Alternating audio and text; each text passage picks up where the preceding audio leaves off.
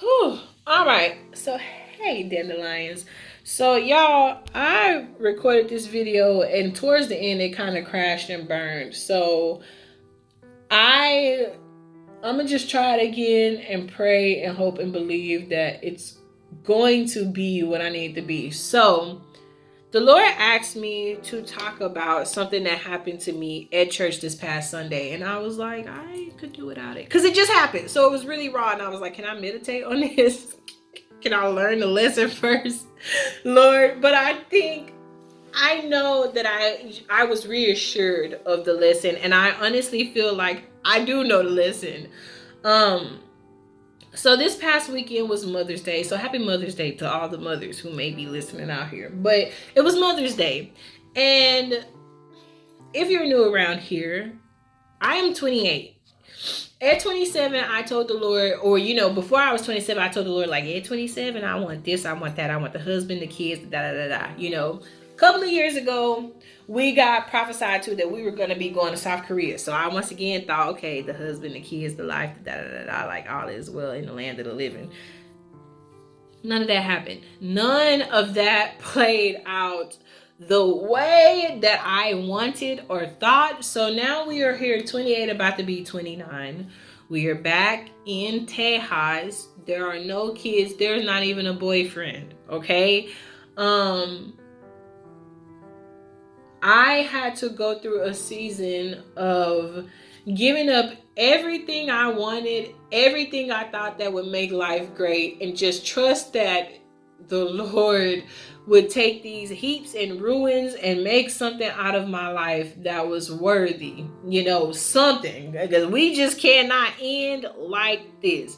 And so for the most part, I feel like I've been thriving. I mean, things have been a little slower than I've wanted it to be, but I know in the midst of all of that, there is a reason for such, right?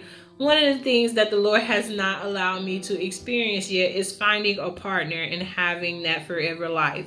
Now, to be fair, I know what I was asking the Lord for, but after listening to the preacher, I'm like, okay, it kind of makes a little bit more sense why you're not allowing this to take place now. But so when I was sitting in church, y'all, it was like I worshiped, I praised, I was great. Love worshiping, okay? That's what we do. After that, them negative thoughts came crashing into me, bro, like a tidal wave. You're not good enough. You're barren. You're by yourself. You're the only one without a lover. You barely got a friend and she got a lover. Like, you still living with your parents. All your other siblings, they're out living life. Your brother got kids. You ain't got no kids, Your parents are older now. Your grandma's older, People out here dropping like flies. Like, there was so many things that kept coming in my mind. And it was like if I tried to respond with a positive thought, it just went more negative. I was like, well, my parents are older, but the Lord promised. And it's like, well, the Lord didn't promise that they would see it, and like, maybe I don't have money right now, but I can't. How? You look at your job. Like, it was just so, not even that I love my job, but it's literally like, there is this story in the Bible where the Lord talks about fastening somebody in place. And that literally feels like where I'm at in life. I cannot move. I cannot go anywhere because this just feels like where the Lord has me rooted. So I said that to say, it's one of those things where I can't really dance my way out of the equation because regardless, well, yes, if I would have had this, then this could be well, but the Lord saw fit that I don't have this right now. And I believe it's the Lord because the Lord blessed me with this. So if he blessed me to be here in this moment for this, but he's not allowing that to unlock in this moment, then perhaps it's because I still need to be in this moment, right? And so I'm just crying and I'm all over the place. So the lady, she asked us, or the first lady, I meet her because I was going to a new church, and she's like, happy Mother's Day. And I'm like, oh no, I don't have kids. And she's like, but soon I hope. And I'm like, well, yeah, waiting on the Lord, like saving ourselves, Cheryl. And so, the preacher, he gets to talking, about what a mother is. And after the service, her son comes up to me with this little yellow baggie, and I'm like, oh no, baby, that's okay, I'm not a mommy yet. And my grandma's like, take the bag, Cheryl, take the bag. And I'm like, no, because I ain't no mommy. But I took the bag anyway, because you don't argue with grandma, especially on Mother's Day. And we went out, we talked to the pastor, I talked to the wife, she loved me. Y'all, that lady was gorgeous, all right? She was the sweetest thing ever. That pastor, he really touched my heart. Like, it was a service that was well needed. I go home, to my grandma's house. We get there, tidal waves crashing down again. You're barren, like you're without kids, you're this, you're that. Like, your mom's never gonna see any of this stuff come to pass. Me and my mom are like this, like, I'm good because she's good. You know what I'm saying? Like, life is good. And so she comes and she finds me, and I'm because it was a very personal moment that she found me in. But she was just basically like, I'm gonna pray for you, because this is what we can't do on today, because I need my baby here with me. Like, I need to feel you are good and not like break it down, because I don't want to break down on this Mama's Day because you're breaking down. And I know too, it was more or less of like, I just need you to be okay, because like you're drowning and I feel that, and I just think that she was really concerned with me. And so she prayed over me, and y'all, it was like it just lifted off of me. It was like all that heaviness and everything. Like, so I will say at first, when she left me in the room, I was still kind of crying. I was trying to like get it together and go through feeling it, because I kept telling myself, if I just cry about this, I will feel better. But y'all, I kept crying so much that I actually was feeling worse. I'm like, I ain't ever cried. I don't ever cry and feel worse. Unless it's like I'm having like a mental break, then yeah. But like, if I'm just crying because I'm upset or frustrated about something, truly I do feel better when it's over with. And so I was standing in the room, and y'all, I was like, I don't want to go outside. Like, I'm so embarrassed. I've messed up Mother's Day for my mom. And it was like the Lord was like, stop. Like, you cannot keep thinking like this. Like, don't. You're good, And so I go outside, I talk to her, and the rest of the day keeps carrying on. And so the next day, as we're coming home, y'all, I won't say it is the first time, but it is one of the times that I've heard the Lord rebuke me the loudest, and I was flabbergasted, because it wasn't like he did this through a person. He came straight to the source and like talked directly to me, and I was like, Cheryl. But so the basis of the conversation was my worthiness in the eyes of the Lord. So if you are a person and you struggle with insecurities, just know, I know how you feel. Okay, I am a person who, it seems like I've been battling insecurities since I was a kid. I was never good enough. Nobody ever really, wanted me around unless they could use me for something. The friendships were fickle. I was kind of just like a, I don't want to say an aesthetic, but like a little shiny object to have around people. That's what I felt, And so when it came time for me to have that big fall, and I didn't have the money or the friends, or anything else, I just felt really lonely, And I have wanted a lover since I was in school. And yes, it has been because other people has had lovers, And I think before it was more or less of like, I felt like I needed to have somebody to show that all is well. But now more than anything, I just want somebody, Like, why is it? It is not that it's a bad thing, but I feel like people kind of harp on single people because they're like, well, it's a blessing to be single. It is not that it is not a blessing to be single. We ain't gonna ever hold you on that, okay? Because I can roll all over my bed happily. I haven't had a relationship in 10 plus years, like a serious face to face. I am in your space. I've never had that. And like, I really feel like I can't even count the ones in high school. I mean, they were a relationship, but we were kids, like, you know, and even though, so it has been a while. So like, yes, I want somebody to touch. Like, yes, I want somebody to hold. You know, I want to make a life with somebody. Like, I want to be somebody's person, and I want them to be my person, not because we are obligated to do it, but because we want to do it, and we just want to be in love, and we want to make like the kingdom better, our lives better, like our families better, you know? And so I want that, and I want those things. And I feel like because physically I haven't seen it, I have forgotten about my love.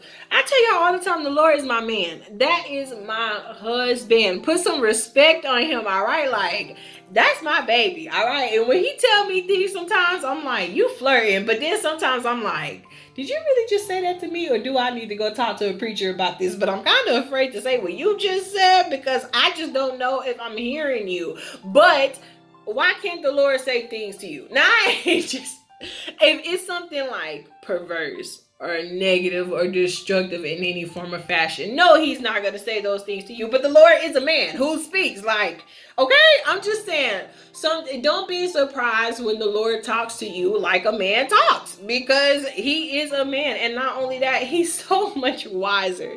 He's so much older than us, you know, like we have to remember this is an ancient man we are dealing with. He knows his ways around his words, but his words are truth and to the point. And so, you know, I was forgetting, like, and I remind myself a lot. I don't want to say forgetting, but I think I get so caught up in the physical sense of things that I forget the spiritual sense of things. Now, I know the Lord is my husband, but for me, it is like, I want you here in the form of my actual husband, so I can touch, see, feel, you know, that the Lord is good. But, you know, I really do. Like, I've always wanted my person, and I've always wanted to be in love, you know? And so now that I'm here, and it's been a year and a half since what I told the Lord, you know, I cried about it at 26, it seems like. I cried about it at 27 and 28 because what I wanted to happen so bad for my life, it has not happened yet. But I will tell you, one thing the pastor said that stuck with me is mothers, they give everything for their children. Life is no more about them, but it is about their children. And so that really kind of made me take a deep breath and calm down, and like, because I have to realize what the Lord has called me to do. And it was something that I worried about when I first started, you know, my content. Well, like, how can I do this and have a family? Well, it seems like the Lord has given me an answer as to why he's allowed me to have to wait. And your answer may be different. You know, your situation may be completely different. Maybe it's not even a family you're waiting on. Maybe it's something else that the Lord has promised you that, you know, you just feel so disappointed because it just feels like it's not happening. On one hand, it's our expectations. When we want something to happen, when we deem that it's worthy for the time to get it done. We don't know what's going on in this world. Outside of what we can see physically, we don't know. We have a real spiritual battle that we are fighting. We are having things that we got to go through to fight, you know, to live, to be here, to exist. And even on top of that, too, the reason why I feel like I was rebuked, I believe I was rebuked, was because when you believe and have confidence in the Lord, you also have to believe and have confidence in yourself. If he calls you beautiful, if he calls you mighty, if he calls you smart, intelligent, whatever else, you have to believe those things about yourself. And the Lord can tell you this all day long. He can lace you up with his love. But if you do not believe him, if you do not take the time to adjust what he is saying about your heart, how will you know it's true? How will you have confidence in him and trust him to take you higher? If you don't trust the Lord and his voice and who he says you are, you will fall.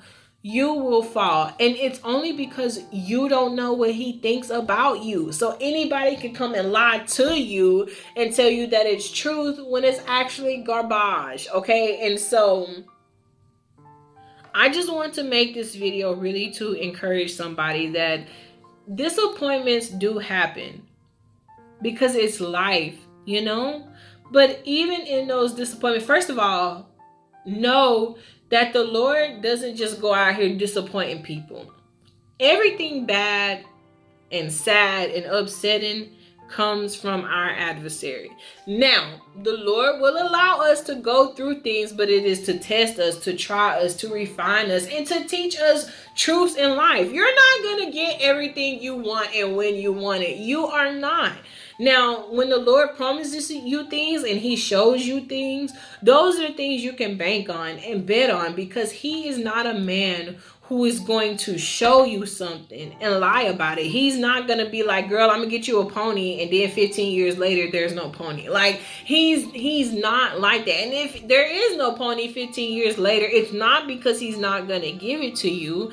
There are steps that are ordered for you to get that pony, and he exists outside of time. So time for us is different time for God. Like, you know, it to us moves, I feel like, much faster, Lord, but we don't know because the Lord created time. So how would I know? How would I know? You know, I even remember reading in Daniel, like, he multiplied it by times and times again. And I'm like, how many times do you put in the times, Lord? But so the point is, yes, you may be alone right now. You know, you may be still trying to sow and seek the Lord for what it is that he told you that you have.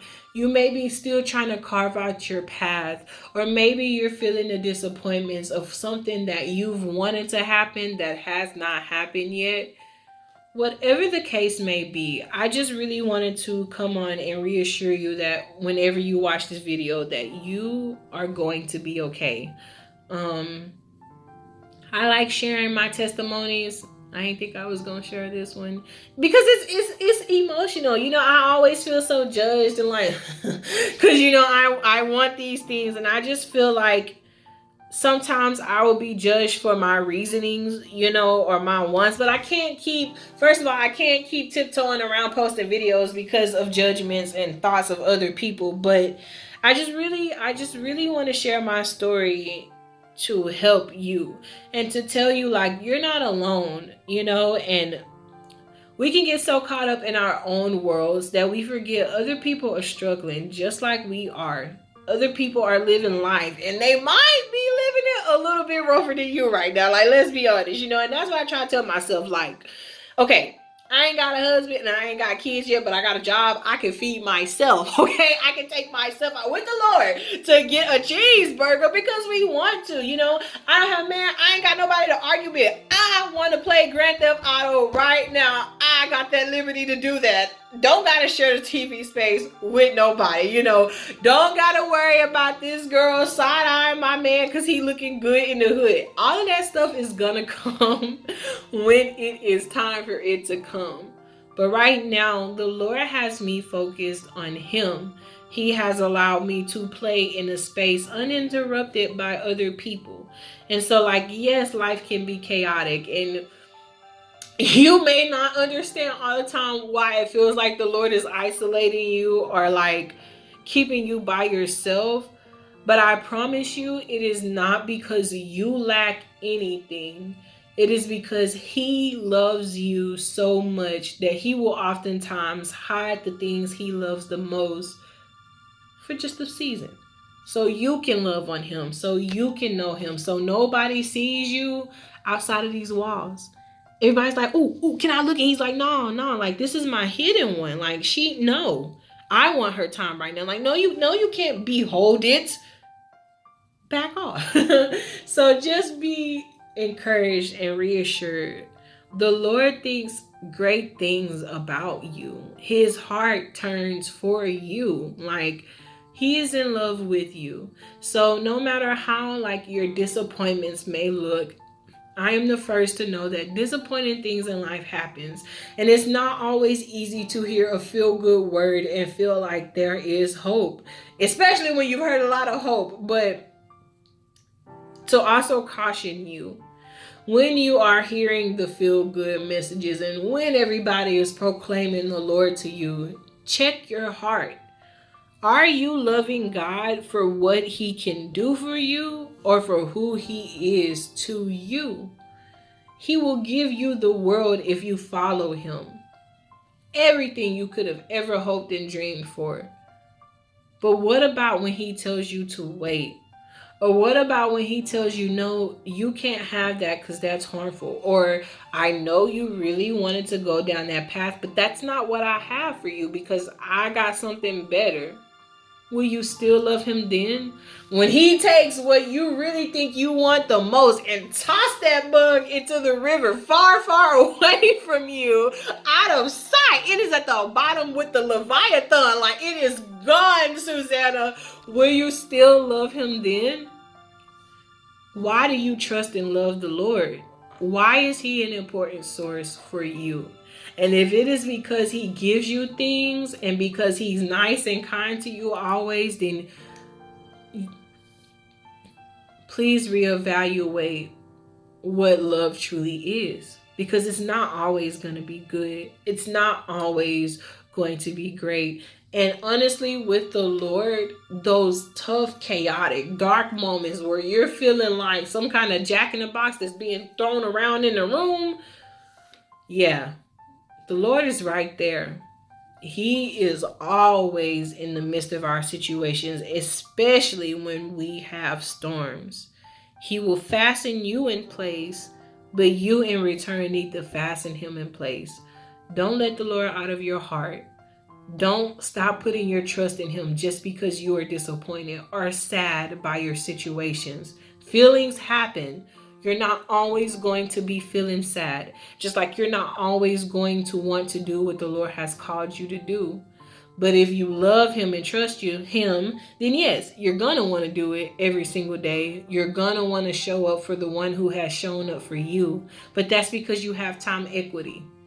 I didn't come make this video today because I wanted to. I came because I love the Lord, and he feels like somebody needs to hear this. And so if I can help, if I can do anything to at least say, listen, even I had a hard moment in church, then perhaps you, Sarah, can make this journey as well. So yes, just don't be surprised. Hard moments happen anywhere, bro. And I mean, life is life, but especially if you love the Lord and you're walking after him, it seems like we kind of get pummeled on the worst. And it don't matter where you at. You can be listening to a spiritual, you could be in church, you could be anywhere. When the enemy wants to attack you, he will come into the places where you would least expect it. Church is a safe space for me. Church is that, but it's my mind that's a safe space too. And the Lord dwells here. The Lord is here always. So if an enemy can come and snatch up your thoughts and you are not reassured in your mind, be renewed and transformed in your mind. Be reassured in your mind that the Lord is for you and not against you. He has hopes for you, a plan to prosper you, and a plan for your future.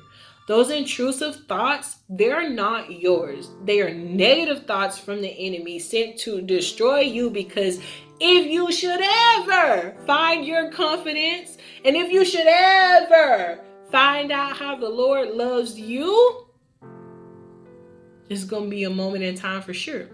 So let us put on our good track shoes so we can run after the Lord and inquire what it is about, not even us, but about him that makes us so special. Your relationship, what it is about you, what your story is, what he wants from you, because the Lord knows. At the end of the day, when the rest of us don't know, our daddy always knows, okay? So just be gentle on yourself, be gentle on your mind and heart. Cry if you need to, okay? Eat you some chocolate, watch you something that's gonna make you laugh, but Hard seasons happen, disappointing moments happen, and sometimes you just gotta cry about it. Sometimes you're gonna be a little sad, but remind yourself that you can't stay in sadness because that's not your home, okay?